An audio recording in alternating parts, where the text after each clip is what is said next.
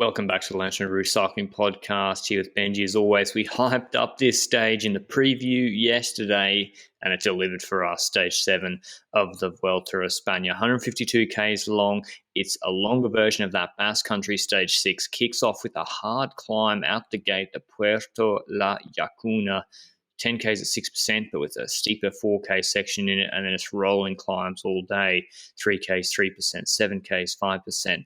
2.5 Ks at 9% amidst a longer climb at 5 Ks, 5% before the finish. And then the last climb is a fake news climb if we've ever seen one. It's got a false flat in the middle. It says 8.5 Ks, 6.5%, but the last 3 Ks are very, very difficult and narrow with 14% pinches. Look like a perfect stage to mount attacks.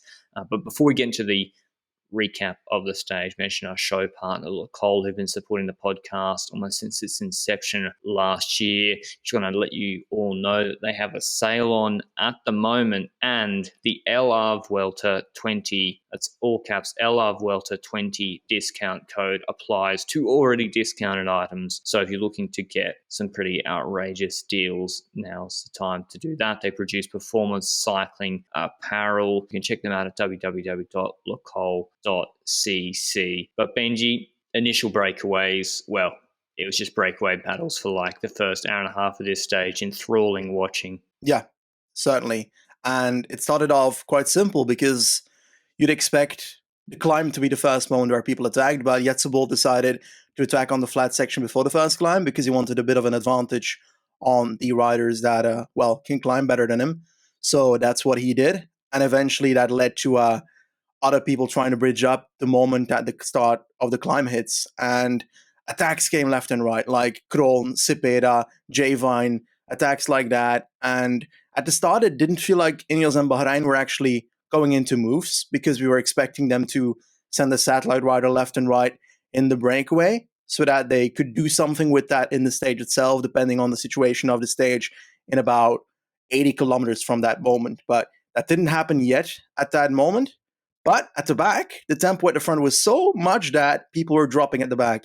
Hugh Carthy, one of the early victims, together with Freile and Tratnik. Tratnik, a rider that I expected that could offer a chance to be in the breakaway and be that satellite rider. Freile a bit early, in my opinion, and Carthy is he's just not okay at the moment, it seems, because yesterday dropped just before the final climb, and today on the first climb of the day. So what do you think is going on there? Because he also abandoned out of the race. No idea. Because the weird thing is he attacked, like he was setting pace on the front. So that's what's weird. If he just dropped straight away, I'd be like, he's sick, something's up, he's unwell. But the way he attacked is just weird. I don't know. But yeah, bad for Carthy. But yeah, it was interesting on that first climb. We did not really see the GC teams trying to get riders into the break. It was the riders Benji mentioned, the stage hunting guys, rather than Dylan Van Baal, Narvaez, and they were all being marked by Sepp Kuss. I was watching in the overheads that we did see Kuss was not letting any Bahrain guys go. Jack Haig, Pols, Mader, Kuss was marking them. So that climb didn't really let a large group go. And then we got this valley afterwards, sort of fast section. Oomen has dropped, Benji? Like, who dropped from Jumbo on the first climb? Oomen, Van Hooydonk, Bowman? Yes, indeed. I think Geesink was also in the second or third group at that moment because we had split-ups in the peloton, I think 2 to 3 groups, but that first group would still split onwards and actually have people, emerge into the final eventual breakaway. But yes, we had Kuss, for me, being the most notable rider there for Roglič, but Kruijswijk was also hanging about on that first section. So eventually, the other riders that you just mentioned, that Bauman and so forth, came back. Did you expect them to hold on longer, or was this the weakness that you expected in Jumbo? I mean, yeah, honestly, I thought Oomen stage should suit him. Like, Basque Country, he was the one getting into the break that triggered Hirschi to wrongly follow him in Basque Country stage 6. So, yeah, he's certainly in good shape right now. He looked really flushed in the face. And eventually, in that valley, it was the GC teams trying to get involved. Haig was very prominent at the front with Sivakov. I think they trained together a lot in Andorra. We also saw, I think, a couple of Movistar strong rouleurs. It was Oliveira and Verona, not Erviti, trying to get into a move. and eventually a huge group like forms, like so big that the panic stations, you don't know who's in it. We see, I think Koos is in it, and Jumbo, Benji, they did the right thing, and it was actually, they reacted pretty fast, right, to just close that down. I think Hessink, he's almost my MVP today, actually, for Jumbo-Visma. Yeah, this was indeed at a moment where Hessink was already back. Omen was also returning, so while he wasn't in shape at the start of the stage, he was returning and being, well, a valuable asset from that point onwards. And yeah, the snapping of Jumbo trying to close down those attacks, those larger groups, certainly was the good move here, because you don't know who's in it. And there were indeed a rider from Ineos and a rider from Bahrain in there. So that's a dangerous thing. But you've got Cousin there, and this is something that Jumbo kept on doing in the stage, is putting a rider, at least one rider, in the breakaway and try and either, I think, one, neutralize the group from the inside to have an annoying factor in there that annoys everybody in the group, but also the factor that they're trying to put people ahead. So when they have a bad moment in the stage, that they still end up being able to help Roglič after they drop from the breakaway, for example, stuff like that. And it wasn't this group that you mentioned that got away, but eventually there was actually a six-man group that got away. And this was because the initial front side of the race was a breakaway with all the GC riders. And when that is happening, you know that other people are going to continue attacking in this valley, left and right. And that six-man group was Bouchard, Camargo, Van Hoeke, Arensman, Hamilton, and Storer. So 3 riders from DSM. At that moment, we were looking at each other and we were, okay, you said Arensman, I said Storer. Who's it going to be for today? And I don't know, because they both got bottles at the car at a certain moment, so I didn't know who they were going for. I was thinking, come on, don't say Hamilton right now. Well, I saw Storer getting bottles. He's already won a race this year, big no-no, and he's going to FDJ already on a deal for the next 2 years. So I was like, Arensman, my pick yesterday, it's got to be for him.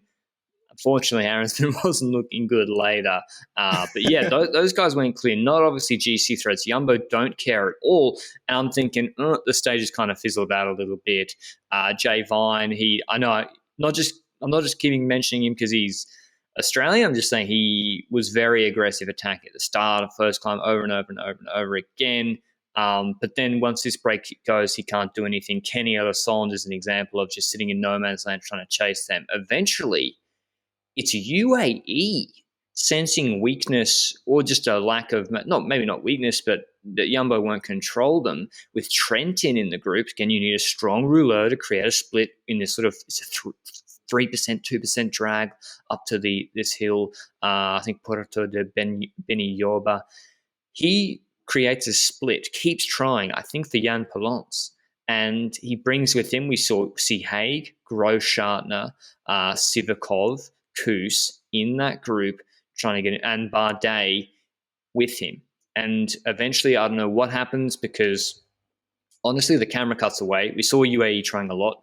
Camera goes back. Suddenly, we see on the race center there's a 22-man group chasing the 6-man groups. We know they're going to catch them.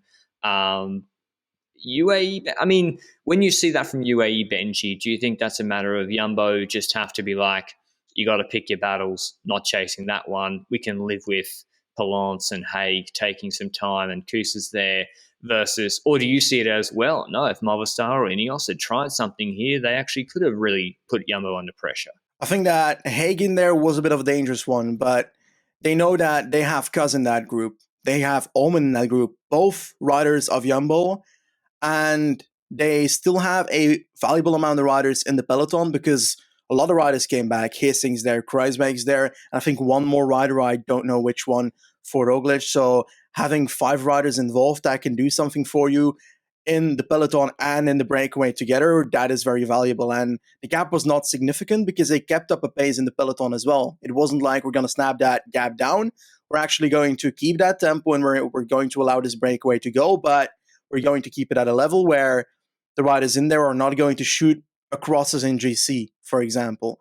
And that's what they kept on doing. We had that group with Aramburu, the legend himself, but you mentioned it, Vine and so forth, Haig, you said it.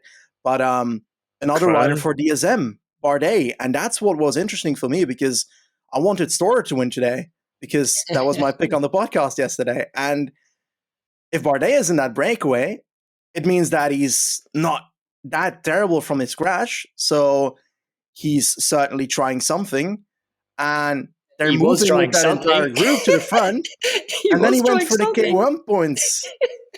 You can say it. The Wild Pole special from the TDF. Surely, maybe they just decided Stora was going for the stage win, Benji. Maybe Stora displayed very bad cooperation and, must be disciplined for his lack of cooperation for Roman. But yeah, sorry, I cut you off. But yeah, I just couldn't believe that Bardet was going for the interim KOM points on stage 7 when the stage win was up for grabs. I mean, it is a strong group. Like, you got 2 Movistar satellite riders in Oliveira and Carlos Verona. You've got 3 Lotto in Kras, Van Hoeke, and Krohn. Krohn, who was complaining, I think, yesterday because the guys didn't try and get in the break with him.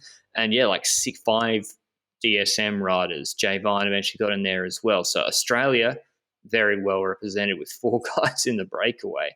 Groschartner and Polons, I think, trying to bump up their GC positions a bit Ben O'Connor style. And then there was a bit of a lull. Everyone's working together. The big group, pacing, DSM are being lent on a fair bit, and UAE, Trenton's basically lent on to pull until exhaustion because they're trying to extend the gap for Polons. Jumbo keep it tight, which, yeah, I mean, they're able to keep it pretty tight at 2:30, 3 minutes, not letting it blow out to anything outrageous. And then the race really kicked off again, Benji, with, I don't know what it was, which climb was it? You can pronounce it better than I can. The El Collao climb. This was the climb just after the Tudons climb. But something happened in between the break forming and this moment, and that's the fact that Owen was reported in that 22-man group, but I never saw him in the front group, and then he was pacing in the peloton. So either he was misreported to be in that 22-man group. Wow, can't talk anymore. I think he dropped back. Okay. Yeah, that's a logical move as well, I think, because having more people with Roglič is perhaps safer. Benji, Jonas is like, wait, you can drop people back out of a break? I don't know. We could do that. And the tour, they told me it's not possible. Once you're in the break, you're stuck there. Yeah, that's kind of true. But yeah, on El Collao, we had Movistar of all people that was making a first move in the peloton, and they had Verona in the front group, they had Oliveira in the front group, so those are satellite riders for a potential move. I just didn't expect it because they're sitting in second, third, and fourth in GC, so usually Movistar tends to play rather safe in that situation. But Valverde went for the attack. Honestly, the most expected rider to do an attack from the tree, because Lopez, I'd expect him to be he's still an offensive rider, but I wouldn't expect him to be the first of these 3. Maz is just the last one of the 3 and will play it relatively defensively, I'd expect.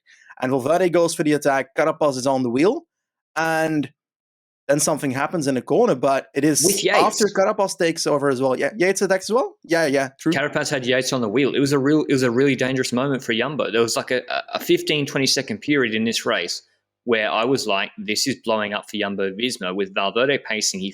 Carapaz, I don't really like the way he rode it, to be honest. It was perfect for Ineos. You've got Bala ready to work with you, and you've got, I think, Yates with you, Carapaz, and you're not offering Valverde immediate help.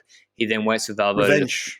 Well, I don't know what it was. He waits for Valverde to pull off, and then he it's not a full attack, but surge through with Yates, trying to get rid of Valverde. Really weird. And, Jumbo, you could see Jumbo closing it there, like, we need to shut this down immediately. I think it was Kruijswijk or Hessing, can't remember. Both. Yeah, panic stations for them. Right-hand corner, Carapaz gets through it fine, and we just see Bala's hands just, shudder on the bars. He comes off his line, grabs front brake, slides out, goes into under a guardrail, bad crash, he goes off a bit of an edge, really dusty, so he would have been really banged up skin-wise, and you see him struggling to get out of this sort of little ravine. He's okay, physically in terms of life, but limb not so much, and immediately Benji, I felt like this shut down the GC possibilities, and I just, really sad to see Valverde that banged up. So as Balo's he initially refuses a bike. Then we're told he gets back on a bike. We see Lopez attacking. Roglič personally neutralizes it. At the same time, the camera then cuts away, and we see Valverde getting off his bike. It's like a really sad shot through a bunch of trees, stepping off his bike. He'd already been pointing to his shoulder, and his right arm wasn't working too well. A doctor, I had seen a doctor checking him over before he got back on his bike.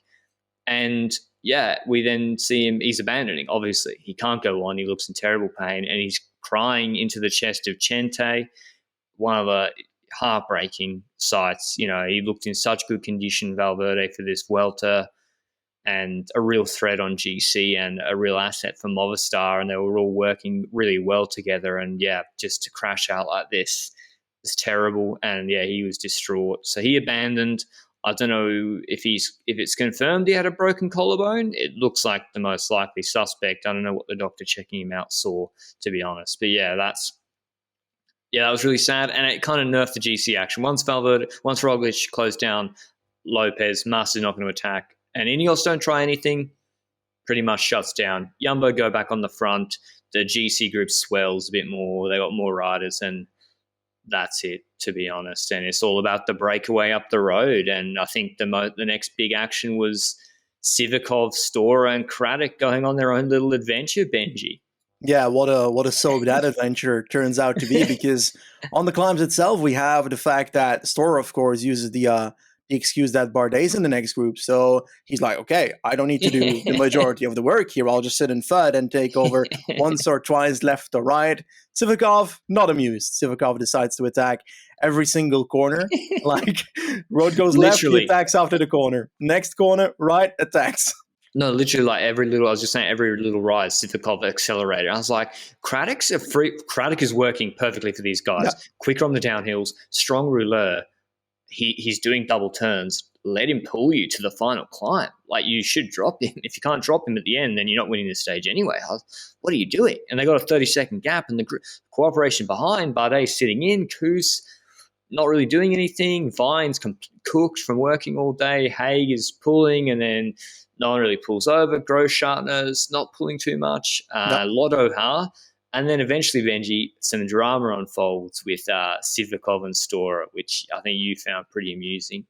Yeah, certainly. Sivakov's chain dropped, and it was when he was just spacing at the front of the group, and Stora was second in his wheel, and he noticed that. Craddock was already off the back at that moment, so he was gone.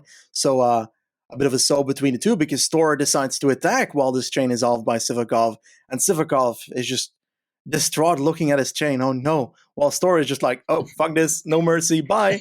and like, there's a few sides to this. Sure, you could say, this man just attacked somebody that has a broken chain. Yeah, that's true. But your take on it was different, right? Well, no, like, Sivakov's attacking him every time his back is turned. He's refusing to work. He's shaking his head. Like, sorry, no. If you stuff up your gears when you're out of the saddle, that's on you. That's always been my take on it. Unless, you know, and this is the pointy end of the stage here. So yeah, Stora well within his rights. Sivakov, full of adrenaline, chases back onto him. They then start, you see them, they're mouthing, they're flicking elbows, talking to each other. Amidst all this, Craddock comes back. In the descent as well. In the descent, and then flies past them on the descent like the mighty duck he is. And I'm like, you know, guys, you could have just used this rouleur the whole time. He would have dragged you. You know that, right? And behind, so those three eventually start working not particularly well. Behind, Carlos Verona is like, enough is enough. Solo bridges across to that group out of a group of Haig and Koos, incredibly strong from Carlos Verona. I obviously gave him a big pump up when I heard about the Marc Soler signing. I was like, I'd rather give Carlos Verona 500 grand than Marc Soler 1.2. I think he brought Lotto Soudal rider with him, but that's of no moment. Andreas Krohn. Okay, Krohn.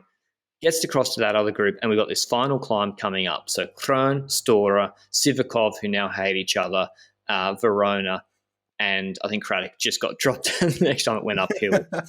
And I'm like, Verona's thinking correctly, I got to drop Stora before this final climb, and Sivakov, the final steep bit. I got to drop them on the false flat bit, the 4% bit, because he'll cook me on the 14% section.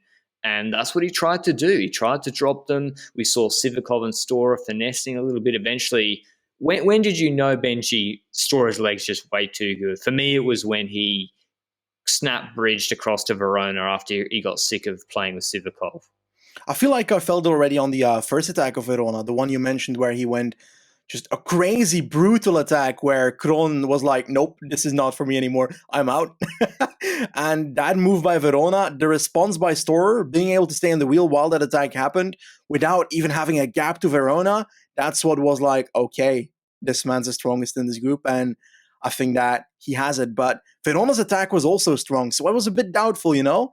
And like you mentioned, there was that one moment where Kron came back once the first two came together, and Verona had a bit of a gap, and your boy thought Sivakov was going to close the gap, and that didn't happen. So Storer had to close it alone, and he bridged that so swiftly that was indeed the moment where the confirmation happened. Okay, this man has an option for the stage here, and I was doubtful the entire stage whether he was the chosen candidate for DSM, but the others were 50 seconds behind at this point, so they weren't going to go. And then the steep gradient still had to come. And those felt steeper than the 14% on the screen, to be honest. Yeah, bad road surface as well. But once Storer got 20 seconds on Verona, we're like, he's not catching back up. Sivakov was looking in bad shape as well. He eventually paced Verona, and Verona came over the top of him. So Storer riding away for the stage win, a much-deserved one. And even though we saw Verona in the background and who held the gap stable, they're always deceiving. And he takes his third pro win this year, I believe, and the biggest win of his career by far, winning a Vuelta España stage. Of course, given that he's winning, he's now off to Groupama FDJ on a 2-year deal starting from next year. Question. Yes? Is this a Ben O'Connor level signing for Groupama? I mean, he looked incredibly strong today. I think he even knew how strong he was, Storer. Like the way he was happy to let Verona go a little bit, and then he's like, I can bridge back to him whenever I want to on the final climb. I don't know if someone knew something, Benji, or I mean, we cost ourselves a fair bit of money. I think when we finished the pod, uploaded it, I looked at the bookies last night. Storer was second favorite at 12-1. I was like, that is outrageously short. Like, who? Either someone knows something. I know he said he's probably going for this stage, or people just heavy bet the pod's pick. But wow, 12-1. But I guess he still got 12-1. It paid off because he won. Carlos Verona came second. Sivakov third. Kuss, Haig, and Bardet, Grosjean, Krohn, Kras, Polance, Vine. They were all like in dribs and drabs at 20-second intervals behind out of the remnants of the breakaway. They kind of stopped cooperating in the run into that final climb, which actually cost Grosjean the red jersey, Benji, because he should have got on the front earlier, in my view. If he really just wanted to wear the red jersey for the day, if he didn't, no matter. In the group behind, which we haven't mentioned for a while, and this is a long stage recap, I know, but a lot happened today. So we had short sprint ones. In the group behind, Jumbo pacing, nothing happening, and the gap was coming down. And yeah, I got to say, it was expected in that it eventually kind of shut down after the Valverde crash. And we see, if you go to the finish with Roglič on this climb, I was like, literally no one's gapping him. So the question is if Roglič cares to attack. Yeah, but I have mixed feelings about this because, really? Of course, Roglič would perhaps not be willing to attack because he wants to make sure somebody else at the front can take the red jersey. And we'll talk about Ineos making moves to try and pressure into that and try and make sure Roglič keeps that jersey. But having Kruijswijk pace just before the climb counters that, right? Yeah, I thought, that sounds like big brain. Ineos are like, Roglič hates doing interviews. Let's make sure he keeps it and loses recovery. And Jumbo were like, no, don't pace. But yeah, they kind of did. So that doesn't make sense. He didn't attack, but they also paced. I don't know why he hates the red jersey so much. Maybe he's allergic to it. Whatever. Yates accelerates. The only thing of note really is that Landa gets dropped again, loses quite a lot of time, and I think Bernal is looking pretty comfortable. Landa lost 30 seconds on that climb, and a GC group of Adam Yates, Roglič, Mas, Bernal, Lopez, De La Cruz, and Menkes went across. Vlasov also losing another 13 seconds. He just keeps shipping time, Vlasov, It's a problem for him. So the revised GC, Roglič first, 8 seconds ahead of Grosjean, who moves up 13 spots into second. Then Mas, Lopez, 3 and 4. Poor Valverde now out. Polon's up to 5th, 38 seconds. Then Bernal on 41. Haig now the best placed Bahrain rider on 57 seconds. Koos back as a GC threat, 59. Then Vlasov down at 106. Yates 11th on 122. I don't know, Benji. I don't know what to say about this stage, how it worked out. I'm really reluctant to say that Jumbo looked vulnerable because I think big tick for Jumbo-Visma. I guess Uman dropped, but otherwise I think they played it completely perfectly today. I think so as well. They came into the stage with teams not knowing how strong they were, depending on the fact that in the first stages they were just plainly weak. And today they were able to kind of rise above that. They had some riders that just weren't there at the start, which is expectable from a Van Hooijdonk on a climb like that at the start. So you can't expect that guy to get over that so easily. And eventually the riders that dropped on the first climb were able to come back. Sure, the race situation helps. The fact that Valverde crashes there could play into the fact that Jumbo has an easier response to those attacks with Carapaz and so forth. Because if that doesn't happen, then that attack might lead to a longer attack, for example. But I'd say they were never really in trouble, but the other teams did try. And that's what I like about it. We were talking yesterday about Bahrain and Ineos going in the breakaway at the start, trying to respond to that. Based on the result, Landa just didn't have it to do that. But for the rest, where's Sponnen these days? He is, Benji, losing 27 minutes. So he's not even a quasi GC threat. So, yeah, I think Caruso looked a lot better today. He was with Mader and Landa, helping Landa. Landa's a real problem for them. I don't know what's next for Bahrain because I guess Hay got in the break, but then he lost time yesterday. His form, it's hard to say, Hay's going to be flying for the next 2 weeks because he had come back from the crash so recently. But yeah, tough decisions for them. What is for certain is Landa's not looking good. If he's losing time on these finishes, well, where's he going to gain time? Certainly. I've got one question though about Roglič because we mentioned this in the Tour de France 2020 back when we did those recaps where throughout the entire Tour de France we were mentioning on stages where Roglič could have taken time but did not do it. Like, for example, the Peresurde stage where he decided not to respond to Pogacar, where he clearly was able to do so, stuff like that. And every time we said, this could come and bite him in the ass towards the end. It did. On stage 20 on Plage de Belleville, sure, I think at the morning of that stage, the majority of people were not expecting that. And eventually, the fact that he didn't use every opportunity to gain time bit him in the ass. Now, for this Vuelta, he does not have that competition that is glorious in time trial and could make such a crazy thing happen in the time trial on paper. But it's obviously scary because, he's in the leader's jersey, but he only has 25 seconds on Mas, only 36 seconds on Lopez. That on paper is very good with a time trial like that at the end, but do you think there's any chance that it could bite him in the ass if, for example, like last year, whatever that climb is, Fort Miguel on stage 6, he has a jersey problem, like his rain jacket. If it happens on any stage and he loses a minute and a half that way with such a stupid thing, then he might regret moments like today where he could, to be fair, easily take half a minute on people. Benji, the gap between 1st and 15th is 2 minutes 19 on GC. Compare that to the end of stage 8 in the Tour de France this year, where it was like half an hour. The gap between Roglič and 8th on GC is under a minute. He's 25 seconds ahead of Mas. You're literally one mechanical, one crash away from, you lose 2.5 minutes. Then you're like, okay, now I really need the TT to help. TT results aren't guaranteed. Enter the Volta of Portugal. Moreira was going to flog Antunes in the TT and win. He crashes. He loses GC by 10 seconds last week in the Grandissima. So TT results aren't guaranteed. So, of course, if Roglič is still doing some weird I'm scared of the red jersey thing, it's like, dude, you're going to have to control the stage anyway. It doesn't matter. The only difference is the press. True. Yeah. Okay. The press, I guess, of course, and that the more got to do more anti-doping, and it all takes time after the stage. I get that, but yeah, if you feel good, take the time. You don't know if you. I don't think that if you attack here in the last 500 meters, 700 meters, or you don't attack because you want to conserve your legs, that will necessarily mean you're going to have great legs in week 3. I don't really.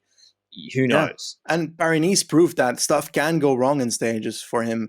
And even with a lead, like in Paris-Nice, which was bigger than 25 seconds, stuff can still happen that you lose a minute, 2 minutes in GC, and you lose that Grand Tour that way.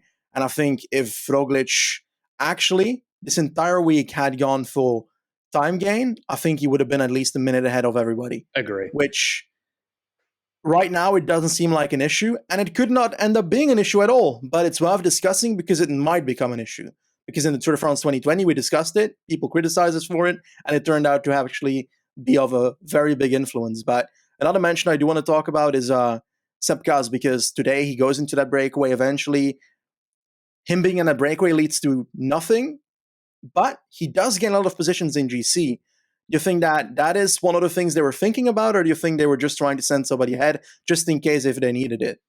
I don't really know, because Kuss wasn't really helping the break too much. So I thought he was there for the stage win. I was like, they're giving him some freedom, like they did 2019 Vuelta, go for the stage, you're there. Why not? I thought, made sense. And he didn't really go for it. From what I could see, maybe he didn't have the legs. But I'm sure he did the final climb full. He did a pretty good time on the final climb. I think he beat everyone else in that group. So, yeah, I don't really know. He's now back. GC Kuss is back. Will he lose more time? And the time trial, 4 minutes. But, well, it depends whether Prologue Kuss can also do a good time trial Kuss. But, yeah, that's a whole other story for the end of the Grand Tour. What about Ineos, Benji? Where do they? I feel like the Jumbo Visma. We talked about what they should or shouldn't have done Roglič here, but I feel like there's more question marks for Ineos. They tried in the crosswinds yesterday. I feel like Carapaz, to be honest, kind of scuppered that Valverde move, frankly, and then they paced with Yates on the final climb today. What's next for them? What options do they have? And can Bernal ever really get out of the wheel of Roglič? Like, when are we going to see him try something? Because it's all been Yates so far. I think Bernal's mostly hoping towards the larger climbing stage in week 3, because at the moment it doesn't seem like he can get over Roglič, and it doesn't seem like he can drop Roglič. Now, when it comes to Yates, he seems to be the attacking vessel for that team. He seems to be the rider that goes onto the attacks together with Carapaz. Carapaz a bit further in GC, so might get more of a leash on stages to go for attacks. For example, if today, that move with Carapaz works in Valverde is the danger. Carapaz not directly, because Carapaz is on 2 minutes 48. Now, if you get him back into 1 minute, that's more dangerous than if he's on 2 minutes 48, but it's not the end of the world. So stuff like that, you got to think about. And they can't do that with Adam Yates because he's still too close. And what would, for example, happen if Adam Yates did not respond to Carapaz? Or that move on El Collao was Carapaz without Adam Yates and just going for an attack. And of course, with Valverde crashing out, he'd be riding alone at that point. And of course, Lopez responded, so this entire discussion is useless. But I think Carapaz would have had more freedom than anyone else to make that move. Yeah. So, yeah, it's tough for them. For Bahrain, I think there's even harder questions. For Movistar, it's very similar. They're going to use Lopez as the attacker. Mas is just going to try and be consistent. There's been some news before I preview tomorrow's stage on, I guess, some speculation from the man himself, Jonathan Vaughters, about Carthy's performance. Apparently, Vaughters implying that maybe it has something to do with Carthy getting his second COVID vaccine.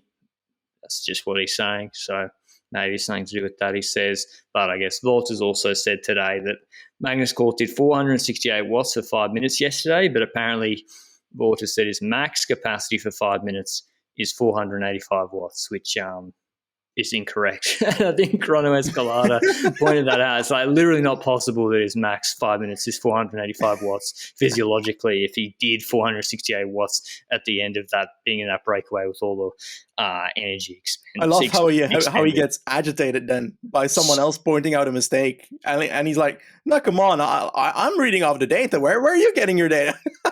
Like, okay, come on. If someone points it out and has criticism for you, try and use it and don't look at it like that, because obviously the Vaughters followers go into that and are ripping into Chrono Escalada there. Meanwhile, Chrono Escalada is actually doing the right thing and actually pointing out a mistake. So stuff like that on social media, sure, talk about the vaccine stuff. I don't really give a fuck at the moment. Like, yeah, I'm not a medical professional, so I'm not going to talk about it. Yeah, I mean, I did find it a little bit funny. I mean, Volta's being defensive, I guess, is true to form. But yeah, like obviously, Court can do more than 485 watts fresh if he can do 468 watts at the end of yesterday's stage. But don't tell that to Jonathan Walters, because accuse you or me of being Twitter experts. Watch out, he might block you on Twitter. God forbid. Tomorrow's stage 8, 174 k's long from Santa Pola to La Manga del Mar Menor. It has like a weird V-shaped climbing section in the middle, 3 k's at 5%, then 2 k's at 6%, back to back. It reminds me of the Giro stage that Sagan won ahead of Gaviria. A little bit easier though, where Bora paced very, very hard to drop Nizzolo and Dylan Groenewegen.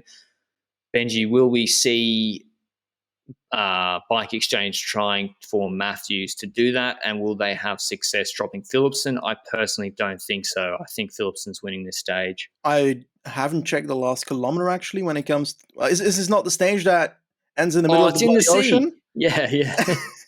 It's going to turn into Moses and going to open the sea just before the peloton, and yeah, there's a sprint in the middle of the ocean. Legit, there is. I don't know. Who's best in water? I don't know. I like Philipsen. I think the Alpecin train has been the best so far, apart from that one stage is a little bit of a problem with Modelo, who, by the way, had a terrible non-apology to Bike Exchange yesterday. Just don't tweet it, mate, if you're not going to apologise. But yeah, I think I'm going for Philipsen again. Who's your pick? I am going to go for Jakobsen. I thought about it for a while because I've had a discussion with somebody in the comment section, and I really respect that person because he's actually made good points about Jakobsen versus Cavendish for the Tour de France next year. And I looked back at all the stages that Jakobsen had his sprints in so far, and it feels like if Jakobsen has a good lead out in these stages, he has a large chance of winning all 3 stages because positioning is the reason that he's not in the position to win it. Now, the same works for Philipsen's second stage, so yeah, I don't know about that one, but I'm going to go for Jakobsen for this one. I'm going to try and jump out of the Philipsen boat a bit, and I'm going to support Jakobsen for his second so that it's 2-2, that we can go towards the tiebreaker again afterwards. You don't want to go with Damar? He's been looking really good. Well, his lead out isn't. Yeah, I think Jakobsen's better than Philipsen. I think the lead out makes a difference. I've not liked the lead out for Quickstep so far this Vuelta a España, but I hope you enjoyed this recap. A lot more happening in today's stage. I think maybe we're missing it. Maybe there'll be a break tomorrow, and the climbs in the middle will put off De Koenig, FDJ, and Alpecin chasing, and we'll have a Rouleau style break once again. Who knows? But the Vuelta is certainly getting a lot better in the last couple of days going into the weekend. Thanks to Lacole for supporting the podcast. Give us a like or a review on podcast players if that's what you're listening to. Ciao.